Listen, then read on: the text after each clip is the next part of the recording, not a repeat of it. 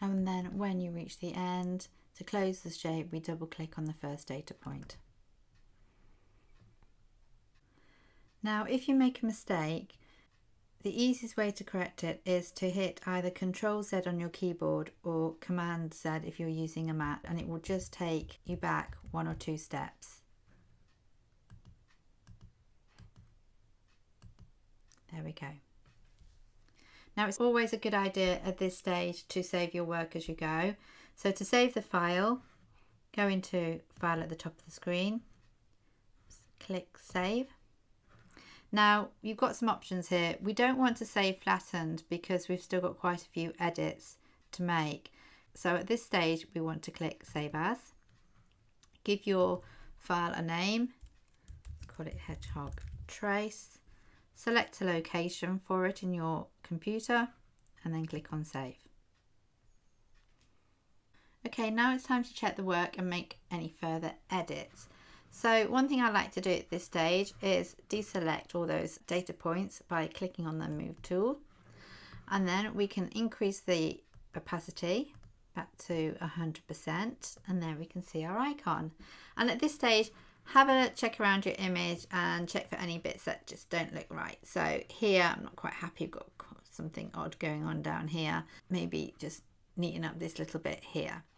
And the way to do that is to use what we call the node tool. So if we click on the node tool, as I said before, all these little data points are known as nodes, and by selecting the node tool, it means that we can start to stretch and manipulate some of the lines that we've created. Now again, I'm going to reduce the opacity down just so I can see what I'm doing a little bit more, and you might want to zoom in on the area that you're working on. So I'm going to concentrate on this little bit here, and I think I'm going to drag these spikes in. Now at this stage, if you want to delete any data points, you can do by just highlighting the point you want to delete and hitting the delete button on your keyboard. And see, there we go, we've deleted that one, and we can delete this one as well, so we've just reduced the spikes. Okay, and I'm going to stretch these spikes out a little bit more. Bring that one in maybe.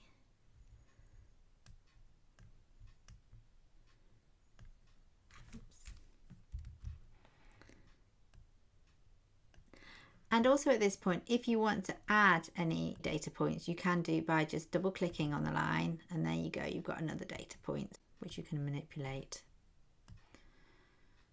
Okay, still got quite a lump going on around there. It's not looking too great, is it? So I'm going to pull these out. Delete a few up there actually.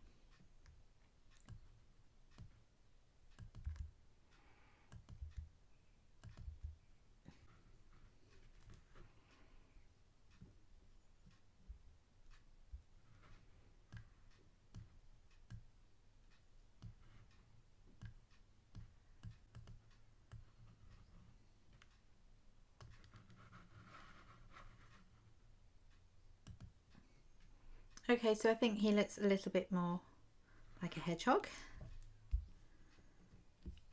Okay. Now there's a straight edge here, so I'm going to make that a curve. Now to make a curve, what you need to do in Affinity Designer is click on the corner tool, click on the item you want to change, hold down the Command key and manipulate the data points like so. I'm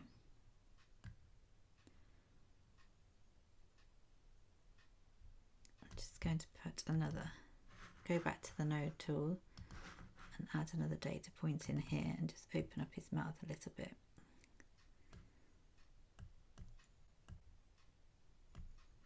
There we go.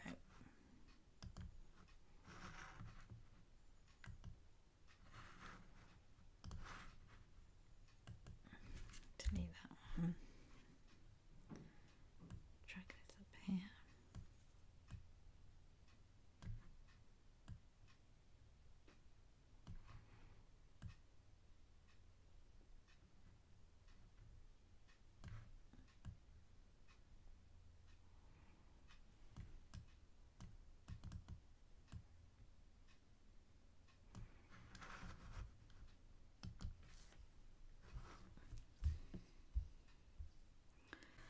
There we go. I'm much happy with that, although I think he does look a little bit more like a dinosaur, but for the purposes of today's lesson, I'm going to leave it at that.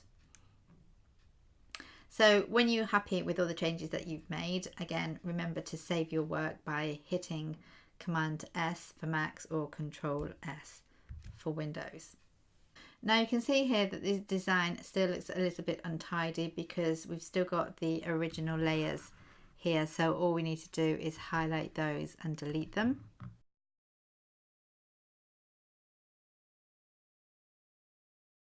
And then Command S and Control S to save the work again. Now at this point, if we want to, we can change the size of our silhouette. We can just take the corner and drag it in, out, change his width and manipulate him like that. And then again, once you're happy, remember to save. Now if you want to, you can add some text for copyright purposes or for your company name or a little signature. And to do this, we select the text tool down on the left hand menu and tap in your desired text.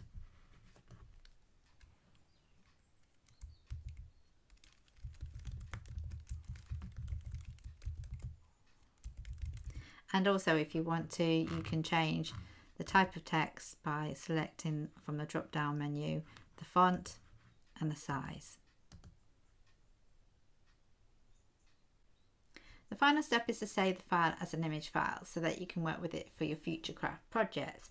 And as I said, these are really great little silhouettes to make up as card toppers. You can import them into your silhouette machine. In fact, I might do a quick win on that one to show you how to do that. So to do this, we click on File at the top, select Export,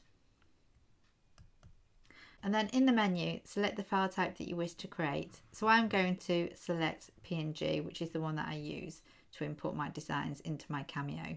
And if you want to, you can save as a JPEG or a PDF or an SVG, whatever you want to. So I'm going to go back to PNG.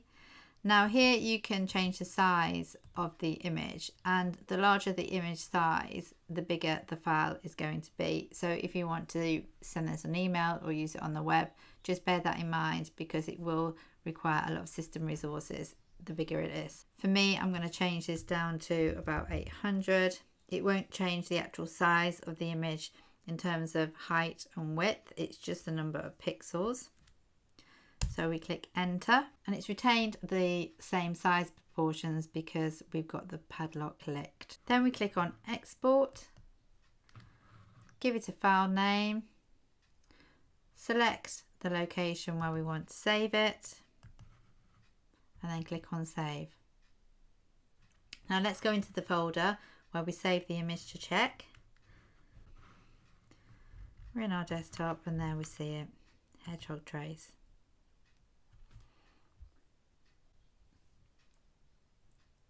And there we have it, our very own silhouette image.